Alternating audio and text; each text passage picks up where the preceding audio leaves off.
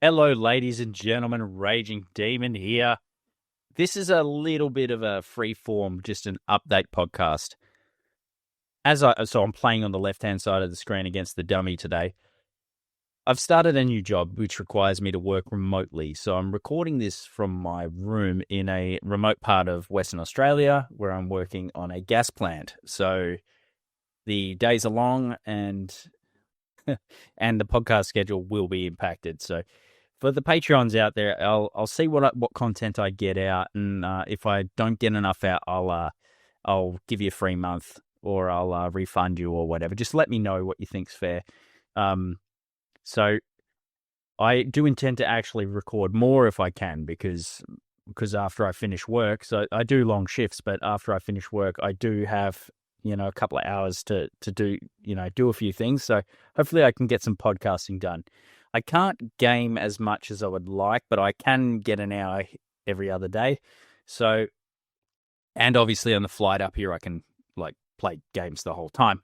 So I recently got for my birthday a Nintendo Switch 2. So thanks very much, Lady Demon, for getting me that. That I really appreciate, because I held off on playing Metroid Prime 4. Was it Metroid Prime 4 Beyond or something like that? Now, I love my Metroid games. It's one of the only reasons I would buy a Nintendo. I like the 2D Metroids more, but Metroid Prime is fun. I love it. It's a little more linear than the other Metroid games I've found so far. It is cool riding a motorbike. I've just got past the Silex fight. The first encounter. So that was pretty cool. I found the boss fights fairly challenging. You do have to think a little bit. There is this new psychic mechanic where you have to interact with things through, telekinesis. Effectively, it says psychic, but it's telekinesis really. It's pretty cool. I'm loving the game so far. I haven't noticed there is a difference. The Switch 2 is more powerful, I can tell, but obviously that's not the be all and end all, especially with a Nintendo console with its IP being its real strength. My understanding is it's a roughly PS4 level of power. So I have the Steam Deck as well. So I've just brought the Switch up with me this time and on my computer so I can play Steam games anyway. So I haven't been playing many fighting games. I have to get back to play more the original Mortal Kombat for some other podcasts. And I will be getting back into the SNK games as I'm doing a lot of Neo Geo content, sort of counting down for the release of the AES Plus. So I played a little bit of KOF 13 on the stream just before I came up. So I'd like to return to playing that, maybe some more City of the Wolves. I was playing as Kunimitsu in Tekken 8, so I was doing ranked matches for that. Obviously, there'll be no ranked matches up here. I'm kind of in the middle of nowhere. It's a very small town. The internet's not great. So uploading and videos is going to be a challenge, but also online gaming is definitely a challenge. And there's not a lot of options for Starlink here because I've got to put it somewhere, right?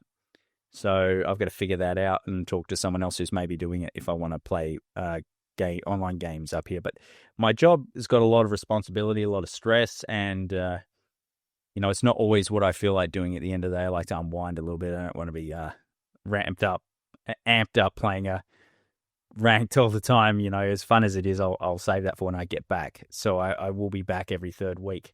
So that's basically the situation for me at the moment. New job, lots of pressure, more senior position, etc., etc. So, but yeah, so Neo Turf Masters, it was the last Neo Geo game I played. It's actually heaps of fun.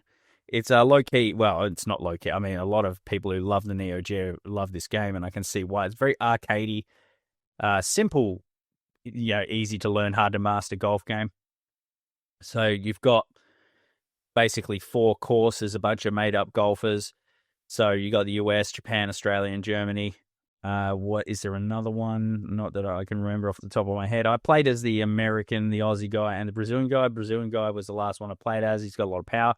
It's the kind of game where you get a little bit overconfident. You get a couple of birdies or an eagle, and then you fuck up, hit it out of bounds. It's quite brutal, as is the way of the Neo Geo when you make a mistake. But there is some cool things if you're right near the water. It gives you a chance to hit from there, but it makes your power meter hit, your accuracy with your swing really, really fast, so it's hard to do. So you can choose to do it or not. You can choose to take a drop and have a penalty stroke. So you are penalised a penalty stroke for going out of bounds in the water, etc., etc.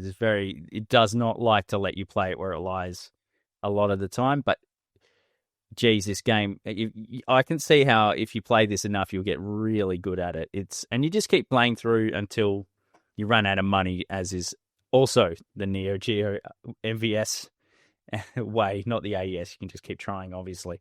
So I've had a lot of fun with this game.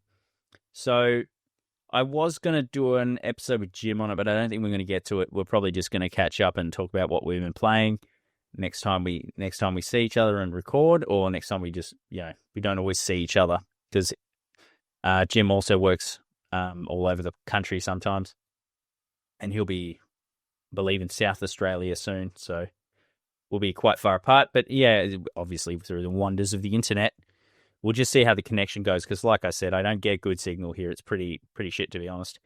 But yeah, so if I was to score this, and do go on YouTube and watch me play this and get angry, and you'll see how stoked I am at some of it, and then I hit a few shitty shots and get fall behind, and then, yeah, it's quite fun. Quite funny to watch. I would go on the YouTube channel and have a look. Yeah. But anyway, if I was to score this, I'll be quite generous because I actually had a blast playing this. So I've been scoring the Neo Geo games out of 24 because, as is the marketing material, it has a 24-bit bus, I believe. So that is why it claims to be 24-bit. It's quite the powerhouse, the Neo Geo. It didn't really, but at the time, it was all about how much bits you had, not how many sprites you could have on the screen, and whether you could scale them fast or not, or whether your processor was twice as fast as the Mega Drive, etc., etc. But the console, it's quite powerful. So, but anyway, so the tongue-in-cheek score out of 24, I think I'll give this. I think I'll give this a 16 out of 24. Now, as I've only started, I've played about 6 Neo Geo games recently. I've played a lot of others, obviously, Gero Mark of the Wolves and, all the King of Fighters. The Samurai Showdowns get quite good towards the end. The first one's okay, but this console really does show the evolution of fighting games very well. So I think, what did I give it? 17 out of 24, I think is fair. And maybe I'd revisit that and lower it. But for now, that is the score. I would recommend this game. It's not super hard to pick up. It is fun even if you're not doing well. And yeah, Neo Turf Masters is a solid game. Highly recommend it to people, especially Neo Geo enthusiasts. And I will be picking up a physical copy of this when it is released and funds and money and whatever permitting. They're quite expensive, the cartridges, even the remakes. So, yeah. And what else have I been doing? Like I said, Metroid Prime. What else is going on? There was some other stuff I wanted to talk about. It's slipping my mind. Yeah, but I think I'll get to a shooter next. I think a vertical shooter like is it Twinkle Star Sprites was one that nearly won the poll. I will be playing that. That's a bit hard. That's a bit harder than it seems, apparently. But that's all right. Everything else has been fucking hard so far. And what else do we have? As Puzzle Bobble is going to be a fun one. I'm looking forward to doing that. And then obviously the fighting games that I've yet to play, the better ones on the system. So, yes, I did want to mention. I've been watching the attempts to make a Doom port of all the consoles that didn't have Doom. This is one of them. They're trying to do it on stock hardware, unlike the SNES that had a special chip, I believe, in the cartridge. So the Neo Geo is very powerful for 2D sprites and that sort of thing, but it's not got any 3D intent in its design of its hardware. But I was watching the Modern Vintage Gamer who was explaining why it's hard to make a 3D game on the Neo Geo, despite it having some serious power for its day. But people are working on it. And they've made an engine, and they're using the sprites and obviously scaling them in a 3D way. So it's not true 3D, but what is true 3D? It just has to fool you and look 3D. It doesn't have to actually have a 3D model moving in a 3D space being calculated in like vectors. It's just got to look 3D enough for you to go, oh yeah, that's 3D. So I watched a few of his videos. He gave an update saying there are people who've made serious progress. He did a little bit of a basic map from that was like Doom. I believe he was calling it the Wolfenstein one. But yeah, I wouldn't be surprised if we see a solid Neo Geo Doom port at some point. So I'm excited about the homebrew that could potentially ramp up with the release of the AES Plus. So it's pretty cool. There's also a lot of good homebrew games already for the console, and I believe the developer tools, and it's obviously C or C++. So it should be something that people can program on relatively easily. Not that it's easy to make a game by any stretch of the imagination, but compared to some platforms, I believe it's quite friendly. So I'm really looking forward to that. I'll probably get a ROM cart for it too. And I can't wait to get this hardware and, go back in time and relive the Neo Geo now that I can actually buy a fucking Neo Geo for home. Because obviously, as you know, they were the same price they are now, but back then money. So, yeah, they were prohibitively expensive.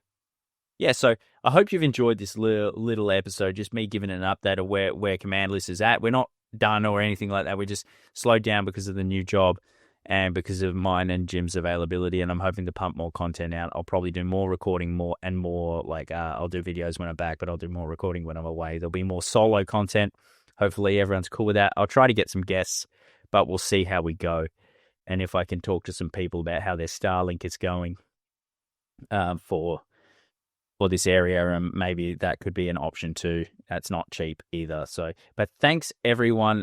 Just hang in there. I'm trying my best, and let me know if you want a refund or anything like that. I totally understand. I'll probably just comp your memberships nonetheless. I did lower the price, so I don't really do this for money. It would be nice to turn this into a job, but to be honest, I've been doing it for nothing for years because I love it, and I know so many people running podcasts for the same reason. It's just a great creative outlet. I appreciate people who listen and enjoy the content, and yeah, I appreciate you all. So thanks very much, and I do accept suggestions for games too, by the way. So I am trying to do fighting game content, but like I said, I play other games. I'm not just locked in.